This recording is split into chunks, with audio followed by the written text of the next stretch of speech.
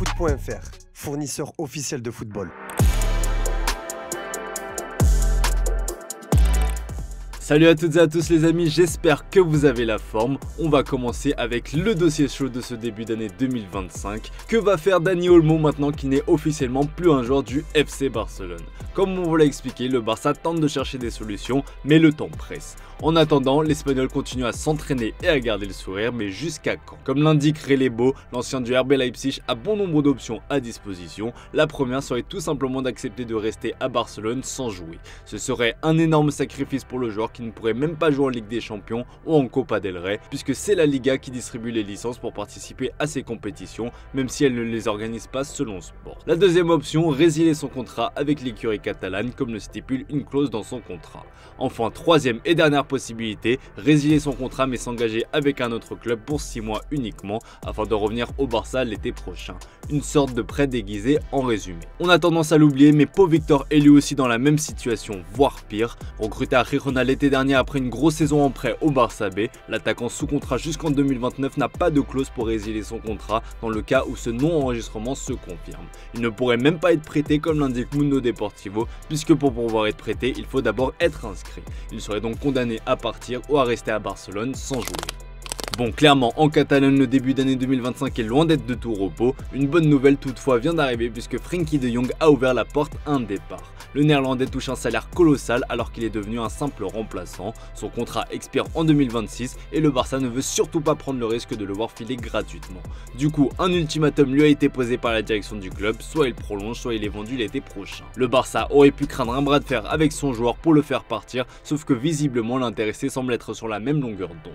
Dans un entretien accordé aux médias néerlandais V, le joueur de 27 ans a déclaré ceci: « Les gens pensent que je veux rester à Barcelone pour toujours car la vie en dehors du football est tellement bonne ici et c'est bien, mais ce qui se passe sur le terrain est le plus important. Si j'ai le sentiment que je ne peux pas apporter suffisamment ou si l'équipe n'est pas compétitive, je partirai. » Un message fort de la part du néerlandais qui n'affiche que 2 titularisations pour 13 apparitions avec le Barça cette saison.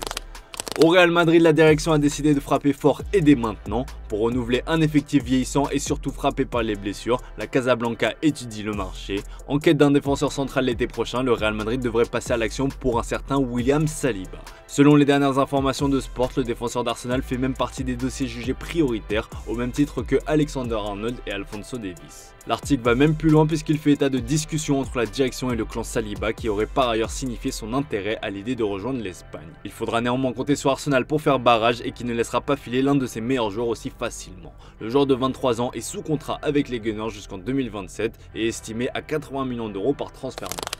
Toujours en Espagne, Zidane pourrait faire son retour en Liga. Bon, je parle pas du père mais de l'un de ses fils, Théo. Auteur d'une très belle première partie de saison avec Cordoba qui évolue en D2 espagnol, le milieu offensif a tapé dans l'œil de Getafe, comme l'explique le journal AS. Pire attaque de Liga avec seulement 11 buts marqués, le club de la banlieue de Madrid est coincé à la 17e place et reste sous la menace d'une relégation. Des renforts sont espérés pour cet hiver et l'arrivée de Théo Zidane serait vue d'un bon œil. Si l'opération se concrétisait, le fils de ZZ retrouverait la capitale madrilène seulement 6 mois après avoir quitté la Castilla. En Angleterre, Jack Grealish espère que l'année 2025 sera meilleure que celle de 2024. Ce sera en tous les cas difficile de faire pire que son 0 pointé en nombre de buts inscrits sur l'année dernière. Le joueur de Manchester City traverse une grosse crise à l'image de son club. Pour retrouver de la confiance, le joueur pourrait filer en prêt.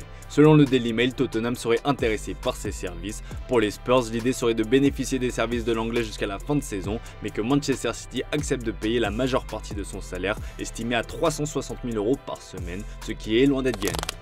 Le mercato hivernal a ouvert ses portes le 1er janvier, tout comme celui des joueurs libres. Cristiano Ronaldo fait partie d'une liste assez folle et un club surprenant pourrait être intéressé par les services du quintuple Ballon d'Or qui fêtera bientôt ses 40 ans. Le renouvellement de contrat de la star d'Al Nasser étant loin d'être évident ni garanti, le média portugais Mais Football explique en ce sens que l'avenir de CR7 pourrait être lié à celui de Neymar Jr. Un départ du Brésilien d'Al Hilal libérerait une place au Portugais qui resterait alors en Arabie Saoudite. Libre depuis son départ du Paris Saint-Germain cet été, Keylor Navas pourrait enfin rebondir après avoir vu son nom être associé à de très nombreux clubs. Selon TNT Sport Brasil, le portier de 38 ans va rejoindre le club de Colo-Colo au Chili. D'après le média brésilien, les négociations se sont intensifiées entre les deux parties ces derniers jours. Un dernier défi avant une retraite bien méritée pour le gardien costaricain. Paul Pogba lui aussi est libre depuis qu'il a été libéré par la Juventus, mais il n'est pas aussi pressé puisqu'il ne pourra faire son retour qu'en mars prochain, date de la fin de sa suspension. En attendant, la pioche multiplie les sorties énigmatiques sur ses réseaux sociaux, laissant sous-entendre qu'il a peut-être déjà trouvé un club mais qu'il ne peut pas encore l'annoncer. Le français a remis le couvert sur Instagram avec le message suivant: priez, travail et patience, l'avenir est déjà écrit, Dieu est au contrôle. Comprendra qui pourra. En France, le mercato a démarré très fort avec le retour de Seko Fofana en Ligue 1 du côté du Stade Rennais. L'ancien patron du milieu de terrain de Lens est revenu sur ce choix qui en a certainement surpris plus d'un. Je suis très heureux de rejoindre le Stade Rennais et de commencer 2025 avec ce nouveau défi. J'ai toujours observé le Stade Rennais avec attention, c'est un club que j'ai souvent rencontré, il compte dans ce championnat. Les discussions avec Arnaud Pouille et Frédéric Massara ont fait la différence. Ils m'ont évoqué le projet et l'attente des actionnaires. Le message a été fort et la décision a été très simple par la suite, a expliqué le joueur de 29 ans. À Nantes, le nouveau portier Anthony Lopes a été présenté aujourd'hui aux médias. Au placard depuis 6 mois, il est revenu sur sa période compliquée dans son club formateur de Lyon et sur ses objectifs avec son nouveau club. Ça a été les 6 mois les plus compliqués de ma carrière, je m'en suis énormément servi. Ça m'a permis de me régénérer mentalement et physiquement, de retrouver des choses en moi, me remettre d'aplomb. J'arrive extrêmement frais et je suis déjà prêt à aller à la guerre, je suis revanchard, c'est le bon mot tout simplement, a-t-il déclaré. Pour rappel, le portier de 34 ans s'est engagé avec les Canaries jusqu'à la fin de saison, mais pourrait prolonger de 2 saisons supplémentaires en cas de maintien. A noter que la conférence de presse d'Anthony Lopes a été précédée de la dernière du coach Antoine Comboiré. Sur un ton calme mais sec, l'entraîneur du FC Nantes a expliqué qu'il ne s'adresserait plus à l'après jusqu'à la fin de saison. Les rumeurs lancées sur un possible départ alors qu'il a finalement été maintenu par Valdemar Kita l'ont particulièrement agacé et ça peut se comprendre.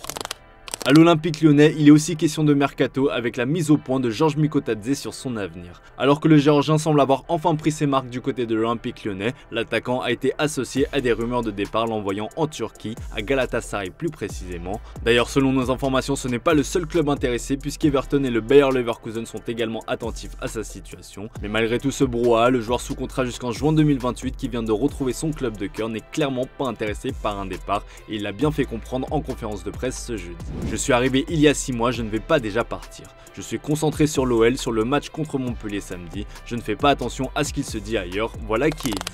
L'année 2025 pourrait faire date dans l'histoire du Paris Saint-Germain puisque le Parc des Princes pourrait bientôt devenir de l'histoire ancienne. Selon les infos du Parisien, le président du PSG Nasser Al-Khelaifi veut passer à la vitesse supérieure. Attendre 2026 n'a aucun sens selon lui. Il a déjà demandé à des cabinets de travailler sur le projet et il semble très emballé par les maquettes présentées. Des maquettes pour des stades entre 50 000 et 90 000 places avec des boutiques, restaurants, des hôtels et même un autre terrain pour l'équipe féminine. Un projet pharaonique estimé à 1 milliard d'euros qui pourrait prendre 10 ans. Toujours selon le quotidien français, c'est dans cette année 2025 que les décisions principales seront prises, à savoir le lieu du futur stade et le projet choisi. Allez, comme d'hab les amis, on se quitte avec l'image du jour, fin des vacances pour les Parisiens et retour à l'entraînement ce matin. Les joueurs avaient un message à faire passer aux supporters du PSG, je vous laisse écouter ça, bonne soirée à vous les amis, on se dit à demain pour de nouvelles vidéos sur Foot Mercato. Bonne année à tous, j'espère que vous avez tous pris des bonnes résolutions et que voilà, cette année sera remplie de bonheur et surtout la santé pour vous tous. Bonne année à tous les supporters et les fans du Paris Saint-Germain. Plein de bonnes choses à vous. La santé est très importante et que le meilleur pour la suite de cette année.